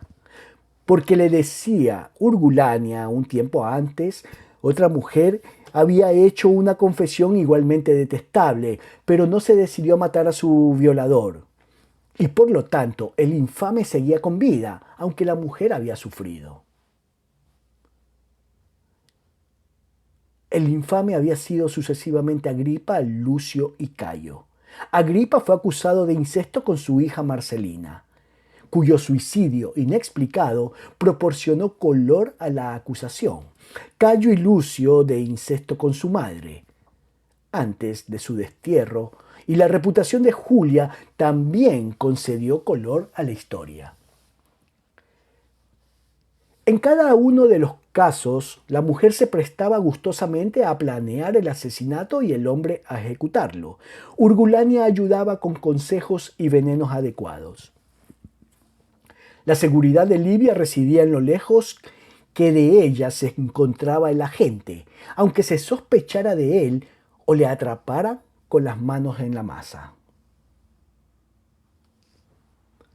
No podría explicar cuáles habían sido los motivos que tuvo para el asesinato sin incriminarse aún más. Le pregunté si no había sentido remordimiento alguno por el asesinato de Augusto y el asesinato o destierro de tantos descendientes suyos. No, porque nunca, ni por un momento, respondió, olvidé de quién era hija. Y eso explicaba mucho. El padre de Livia, Claudiano, había sido proscrito por Augusto después de la batalla de Filipos y se suicidó antes de caer en sus manos. En una palabra, me dijo todo lo que quise saber, salvo lo del encantamiento de la casa de Germánico en Antioquía. Repitió que ella no lo había ordenado y que ni Plancina ni Pisón le habían dicho nada, y que yo estaba en tan buena situación como ella para aclarar el misterio. Vi que era inútil continuar insistiendo, de modo que le agradecí su paciencia conmigo y finalmente juré por mi cabeza hacer todo lo posible para convertirla en diosa. Cuando me iba me entregó un pequeño volumen y me dijo que lo leyera cuando estuviese en Capua. Era la colección de los versos sibilinos rechazados acerca de los cuales escribí en la primera página, y cuando llegué a la profecía intitulada La sucesión de los velludos, pensé que sabía por qué Livia me había invitado a cenar y por qué me obligó a hacer el juramento, si es que en realidad había jurado. Todo aquel asunto me parecía tan irreal como un sueño de borracho. Capítulo 26. Seiano compuso un memorial dirigido a Tiberio en el cual le pedía que se acordase de él si buscaba un esposo para Livila. Decía que tenía conciencia de que no era más que un caballero, pero que en una ocasión Augusto había casado a su única hija con un caballero y por lo menos Tiberio no tenía un subordinado más leal que él. No aspiraba al rango senatorial, sino que se conformaba con seguir en su actual puesto de vigilante centinela de la seguridad de su noble emperador. Agregaba que semejante matrimonio sería un serio golpe para el partido de Agripina, que lo reconocía como su más activo oponente. No se atreverían a utilizar la violencia contra el único hijo sobreviviente de Cástor y Livila, el joven Tiberio Gemelo. La reciente muerte del otro mellizo debía ser atribuida a Agripina.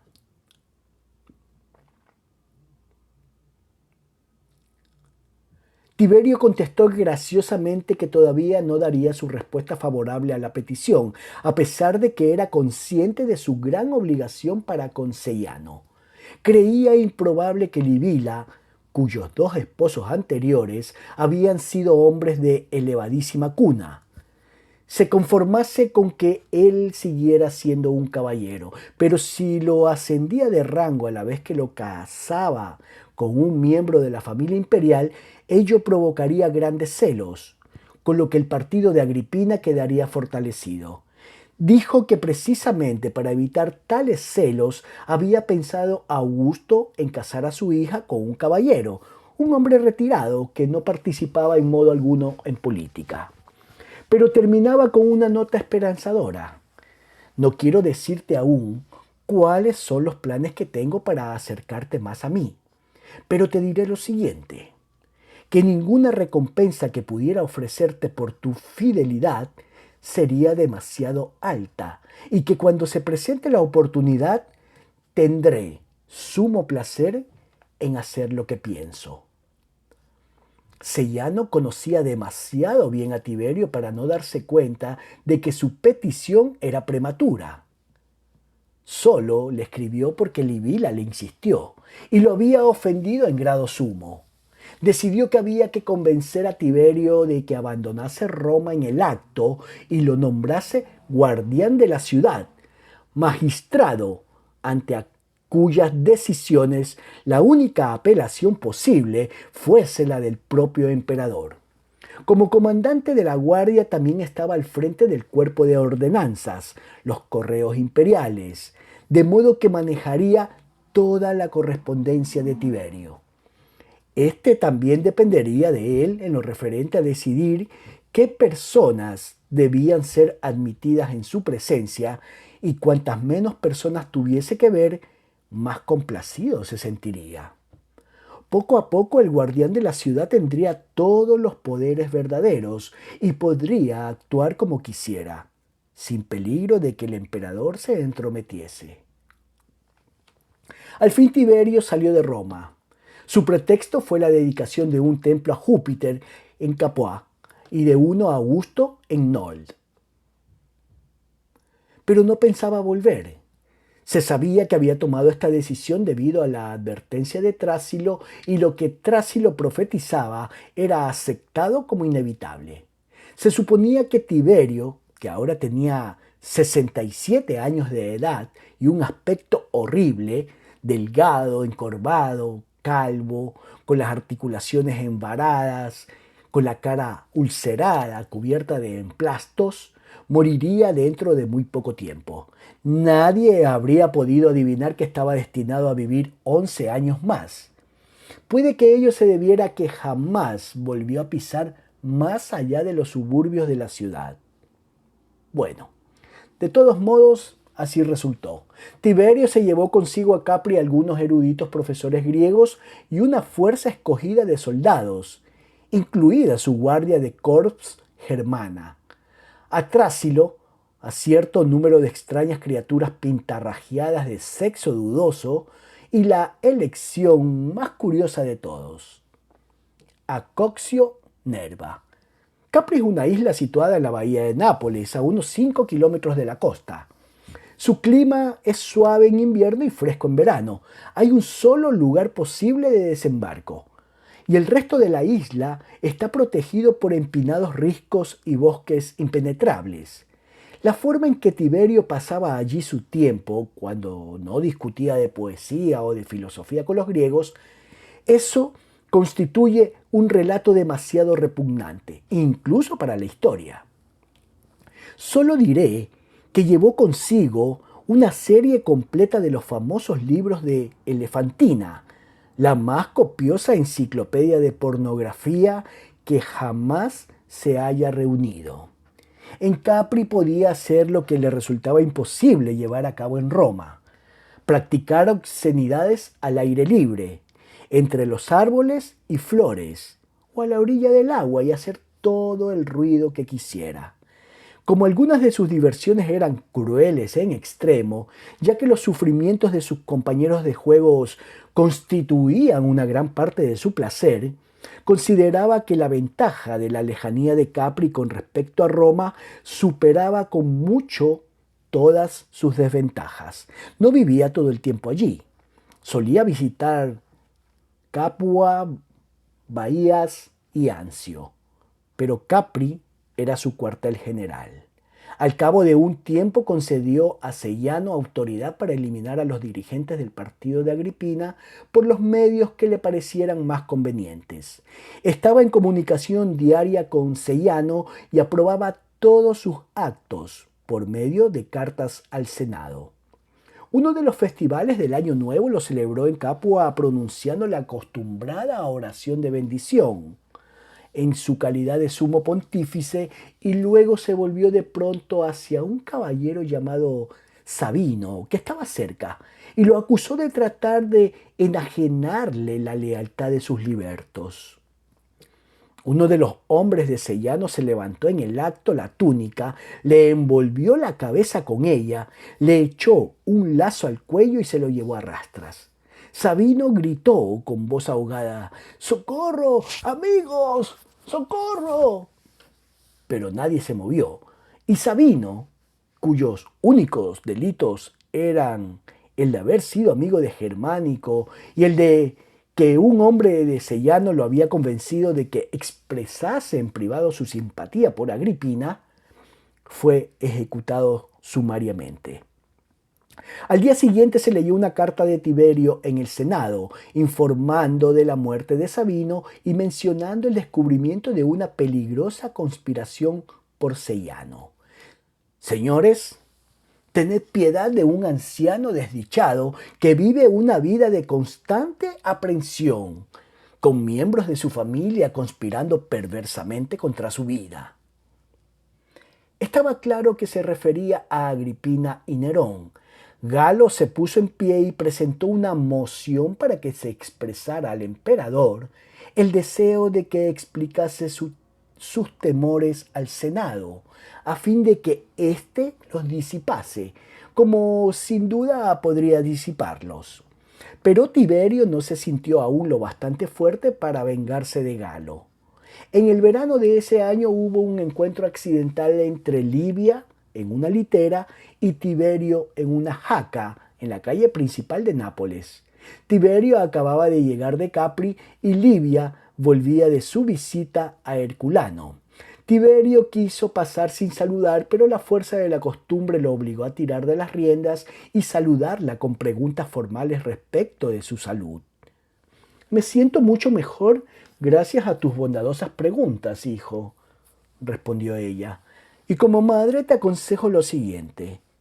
Ten sumo cuidado con los barbos que comas en tu isla. Algunos de los que se pescan son muy venenosos. Gracias, madre, contestó él. Viniendo la advertencia de ti, me atendré en lo futuro al atún y el mújol. Livia bufó y volviéndose a Calígula, que estaba con ella, dijo en voz alta, bien, como te decía, mi esposo, tu abuelo, querido mío, y yo vinimos corriendo por esta calle una oscura noche, hace 65 años, creo, camino de los muelles donde nuestro barco nos esperaba en secreto. Esperábamos ser arrestados y asesinados en cualquier momento por los hombres de Augusto. Qué extraño parece todo ahora. Mi hijo mayor, hasta entonces solo habíamos tenido un hijo, cabalgaba a hombros de su padre. Y de pronto el crío comenzó a gritar a voz en cuello, «¡Oh, padre, quiero volver a Perusa!». Eso nos delató. Salieron 2 soldados de una taberna y nos llamaron.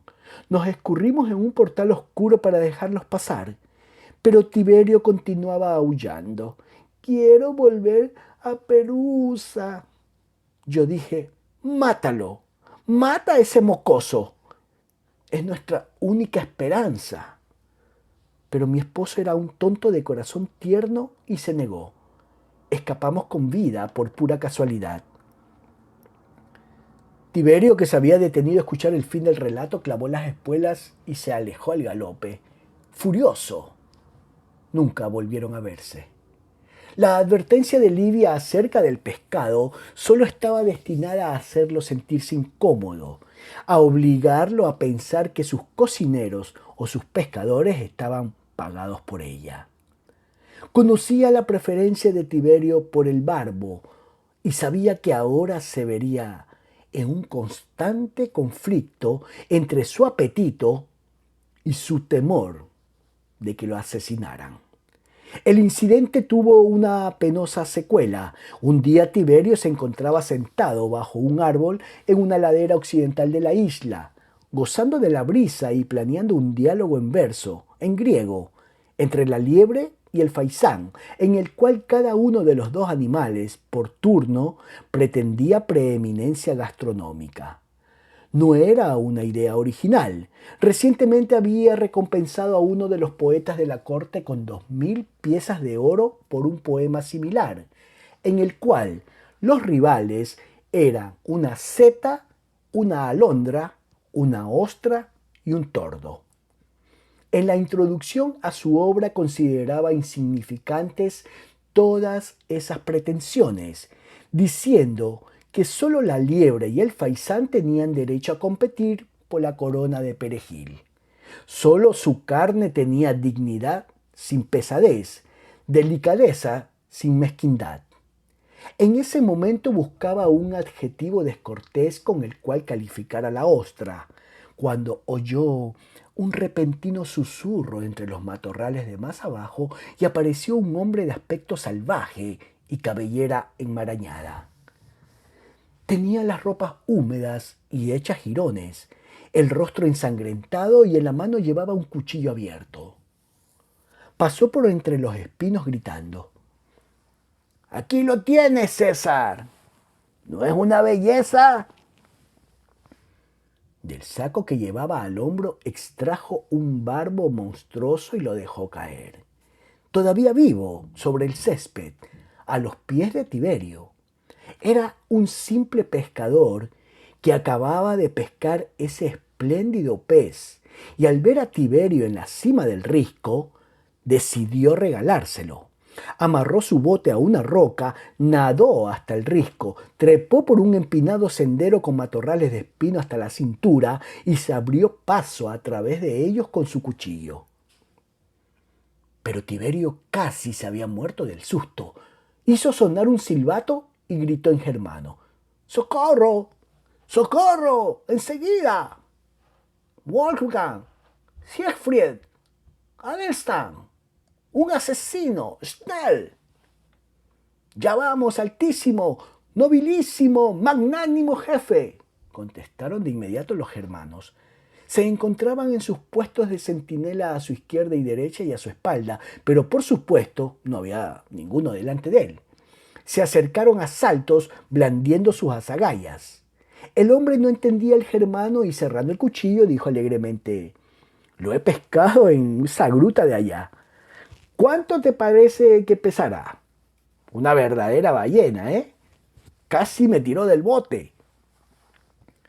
Tiberio, un tanto tranquilizado ya, pero con la imaginación concentrada ahora en el pescado envenenado, gritó a los germanos: «No, no lo matéis. Cortad ese pescado en dos y frotádselo por la cara». El robusto Wolfgang abrazó al pescador por detrás, de modo que no pudiese mover los brazos, en tanto que los otros dos le frotaban el pescado por la cara. El desdichado gritó: ¡Basta! Esto no es una broma. Suerte que no ofrecí al emperador la otra cosa que llevo en el saco». «A ver, ¿qué es?». Adelstan abrió el saco y encontró una enorme langosta. «Frótale la cara con eso también, con energía». El infortunado perdió los dos ojos. Luego Tiberio dijo: «Suficiente, hombres. Suficiente. Podéis soltarlo». El pescador se tambaleó de un lado a otro, aullando de dolor, de modo que no hubo más remedio que tirarlo al mar desde el despeñadero más cercano. Me alegro de poder decir que nunca se me invitó a visitar a Tiberio en su isla y que siempre he evitado ir allí, aunque todas las pruebas de sus sucias prácticas han sido eliminadas hace tiempo y aunque se dice que sus 12 casas de campo son hermosísimas. Pedí a Livia permiso para casarme con Elia y ella lo concedió con maliciosos buenos deseos. Incluso asistió a la boda. Fue una boda espléndida. Sellano se ocupó de ello y uno de los efectos que produjo fue el de alejarme de Agripina, Nerón y sus amigos. Se pensó que ya no podría guardar ningún secreto ante Elia y que ésta le contaría a Sellano todo lo que averiguase. Esto me entristeció mucho, pero vi que era inútil tratar de convencer a Agripina, que ahora estaba de luto por su hermana Julila, que acababa de morir después de 25 años de exilio en la miserable islita de Tremero. De modo que gradualmente dejé de visitar su casa para evitar situaciones embarazosas. Yo y Elia éramos marido y mujer solo de nombre. Lo primero que me dijo cuando entramos en nuestra cámara nupcial fue: «Entiende, Claudio, no quiero que me toques y si alguna vez tenemos que dormir juntos en una cama, como esta noche, habrá una colcha entre nosotros y al menor movimiento que hagas, tendrás que irte de la habitación. Ah, y otra cosa, Ocúpate de tus asuntos que yo me ocuparé de los míos. Gracias, le contesté. Me has quitado un gran peso de encima. Era una mujer espantosa. Tenía la elocuencia ruidosa y persistente de un subastador del mercado de esclavos. Pronto dejé de intentar replicarle. Por supuesto seguía viviendo en Capua y Elia nunca fue a visitarme, pero Sellano insistió en que cada vez que yo visitase Roma me dejase ver lo más posible en su compañía. Nerón no tenía posibilidad alguna contra Sellano y Livila, aunque Agripina le prevenía constantemente de que debía pesar cada una de sus palabras. Era de naturaleza demasiado franca para ocultar sus pensamientos. Entre los jóvenes nobles a quienes confiaba su amistad, había varios agentes secretos de Sellano, que mantenían un registro de las opiniones que expresaba en todos los acontecimientos públicos. Pero aún su esposa, a quien llamábamos Helena o Eluo, era hija de Livila e informaba a esta de todas las confidencias que le hacía Nerón. Pero el peor de todos era su propio hermano Druso, a quien hacía más confidencias aún que a su esposa, y que se sentía celoso porque Nerón era el hijo mayor y el favorito de Agripina. Druso fue a ver a Sellano y le dijo que Nerón le había pedido que viajara en secreto con él a Germania en una noche oscura para pedir la protección de los regimientos como hijos de Germánico e iniciar una marcha sobre Roma, que por supuesto se había negado con indignación. Sellano le pidió que esperase un poco más y que luego relatara el asunto a Tiberio. El momento oportuno no había llegado aún. Entretanto, Sellano hizo correr el rumor de que Tiberio estaba a punto de acusar a Nerón de traición. Los amigos de éste empezaron a abandonarlo. En cuanto 2 o 3 se excusaron de concurrir a sus cenas y le devolvieron los saludos con frialdad cuando lo encontraban en público, los demás siguieron su ejemplo. Al cabo de unos meses solo le quedaron sus amigos más fieles. Entre ellos se contaba Galo, que ahora que Tiberio no visitaba ya el Senado, se dedicaba a burlarse de Sellano. Su método en este caso consistía en proponer constantemente votos de agradecimiento por sus servicios y la concesión de honores excepcionales, estatuas, arcos, títulos y oraciones en la celebración pública de su cumpleaños. El Senado no se atrevía a oponerse a esas mociones y como Sellano no era senador, no podía decir nada al respecto. Y Tiberio no quería oponerse al Senado ni vetar las votaciones por temor a enemistarse con Sellano o dar la impresión de que ya no tenía confianza en él. Ahora, cada vez que el Senado quería hacer algo, enviaba primero sus representantes a Sellano a fin de pedirle permiso para presentar el problema ante Tiberio. Y si Sellano se negaba, el asunto era abandonado.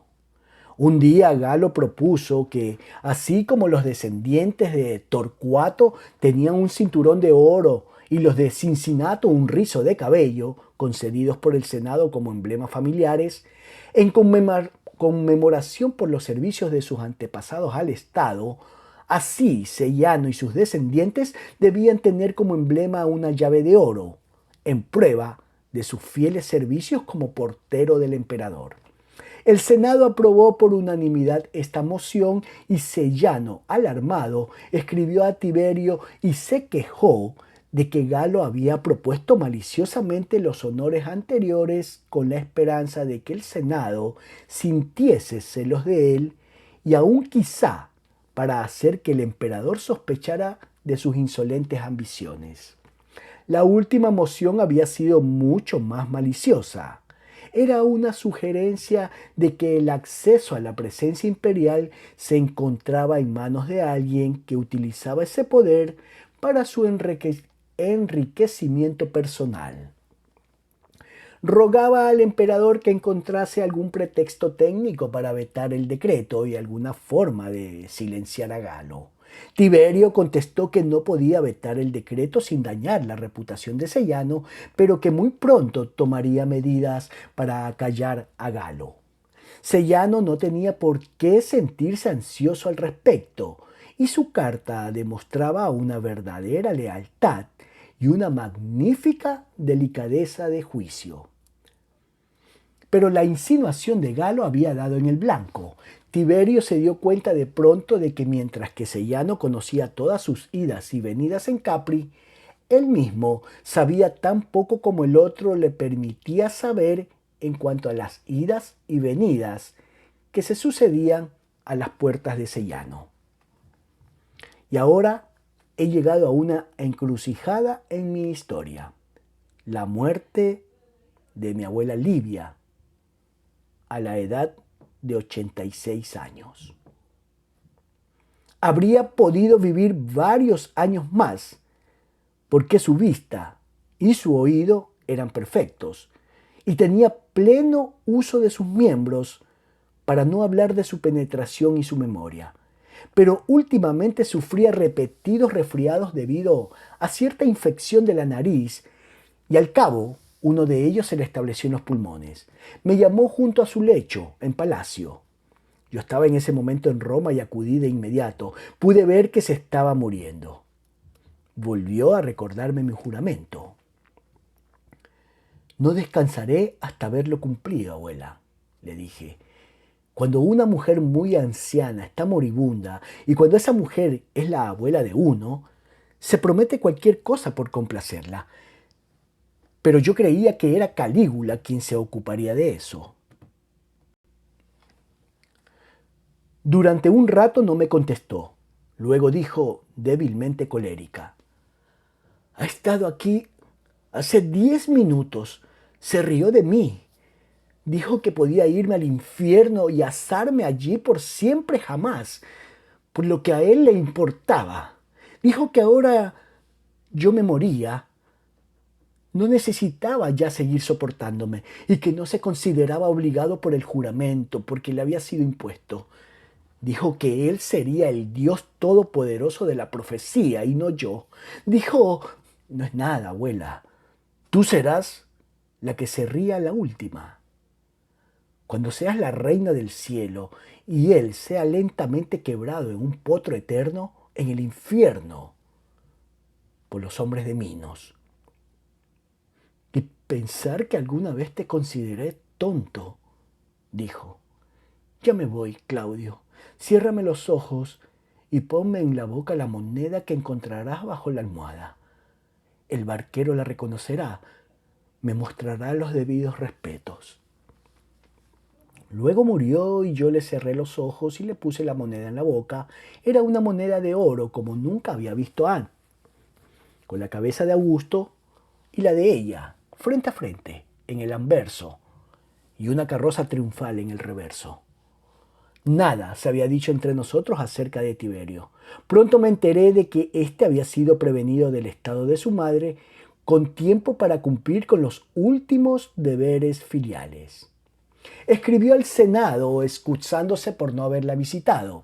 Había estado muy atareado y de todos modos iría a Roma para los funerales.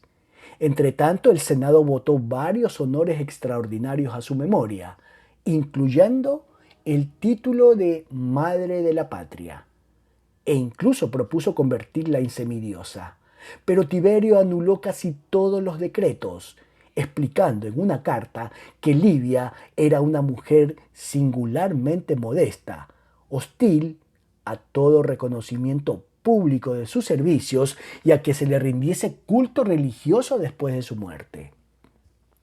La carta terminaba con reflexiones en cuanto a lo inadecuado de la intromisión de las mujeres en política, para la cual no están dotadas y que despierta en ellas los peores sentimientos de arrogancia y petulancia a los que el sexo femenino es naturalmente propenso.